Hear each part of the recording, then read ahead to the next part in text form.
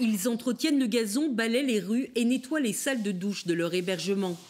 À Zale-Orla, dans le Land de Thuringe, 70 demandeurs d'asile adultes sont désormais tenus de travailler jusqu'à 4 heures par jour.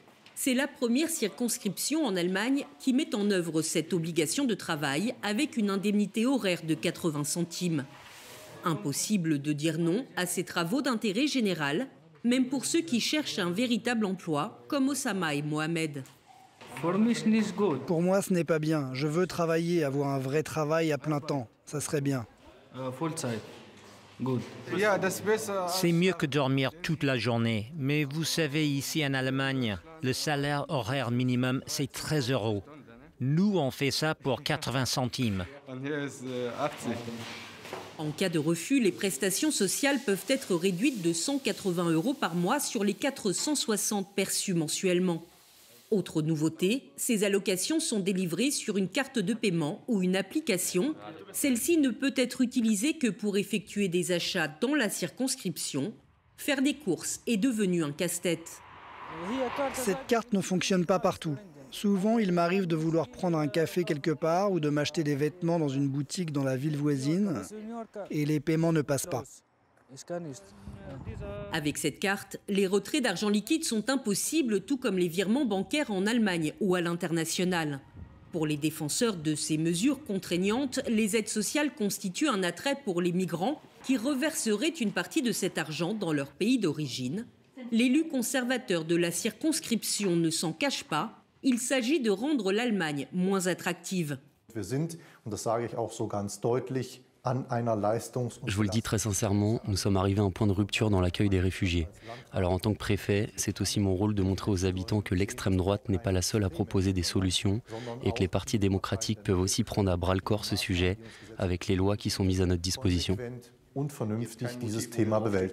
Ce système devrait s'imposer sur l'ensemble du territoire d'ici à la fin de l'année. Mais les régions où le parti d'extrême droite AfD domine les sondages à l'approche des élections régionales de septembre ont été les premières à mettre en œuvre ces restrictions. À quelques centaines de kilomètres de là, dans le Land de Brandebourg, la campagne bat déjà son plein. Les migrants, c'est incroyable de voir ce qu'ils reçoivent comme argent. Alors que les retraites, elles, n'augmentent pas. Tous les mercredis, sur le marché de Golsen, le député régional Hans-Christoph Berndt est aux petits soins pour ses électeurs.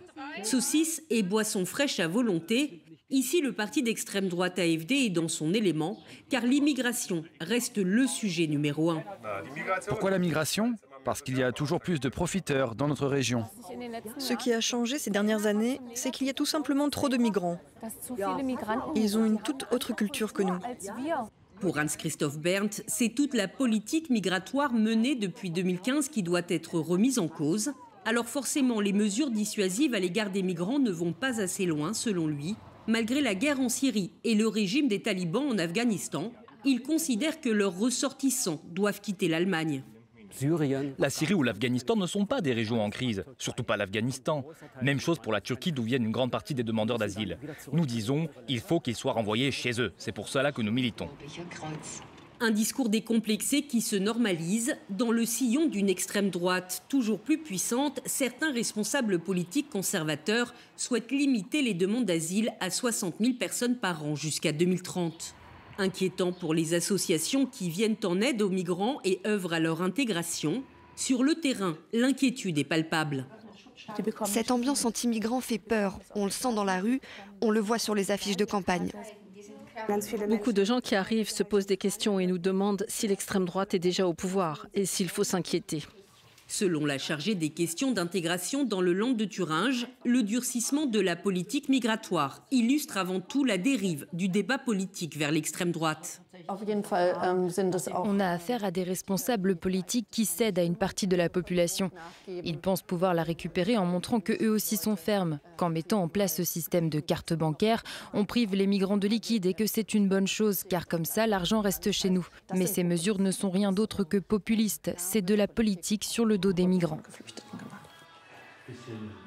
Alors que l'Allemagne reste la principale destination des demandeurs d'asile en Europe, avec plus de 300 000 personnes accueillies en 2023, Berlin étudie désormais la possibilité de traiter ces demandes en dehors des frontières de l'Union européenne.